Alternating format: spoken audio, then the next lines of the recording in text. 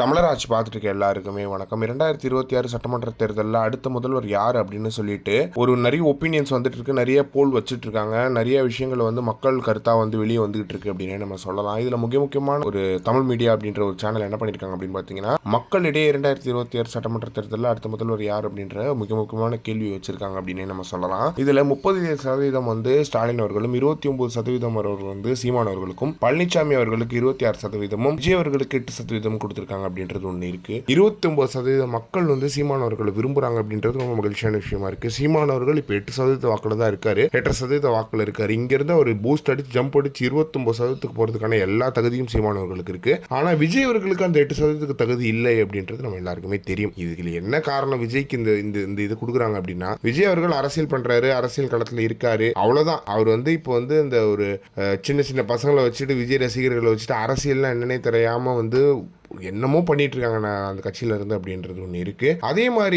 எடப்பாடி பழனிசாமி அவர்களும் அரசியல சரியா பண்றது இல்லை. இப்ப கூட இது நடத்துறாங்க. இது ரொம்ப கேவலமான போராட்டம்னு சீமானவர்கள் மூஞ்சில் அடிச்ச மாதிரி சொல்லிட்டாரு. இவ்வளவுதான் எடப்பாடி பழனிசாமியோட ஒருத்து தமிழ்நாட்டில். அவங்க அதுவும் பிஜேபி கூட கூட்டணி வச்சு என்னத்தை பண்ண போறாங்க அப்படின்றது ஒன்றும் புரியல. இந்த பக்கம் ஸ்டாலின் அரசு வேற வழி இல்லாம மக்கள் 37% கொடுத்திருக்காங்க அப்படின்றது ஒன்று இருக்கு. ஆனா இதுதான் கடைசின்னு நினைக்கிறேன். ஏன்னா சீமானவர்கள் எதிர்கட்சியா உள்ள போயிட்டாரு அப்படின்னா பயங்கரமான கேள்விகள்லாம் வரும். இவங்க மிரட போறாங்க அப்படின்றதும் ஒன்று இருக்கு. எனவே இதை பத்தி நீங்க என்ன நினைக்கிறீங்க அப்படின்றது மறக்காம கமெண்ட் பாக்ஸ்ல சொல்லுங்க. சீமானவர்கள் முதலமைச்சர் ஆனா எப்படி இருக்கும் அப்படின்றது மறக்காம கமெண்ட் பாக்ஸ்ல சொல்லுங்க.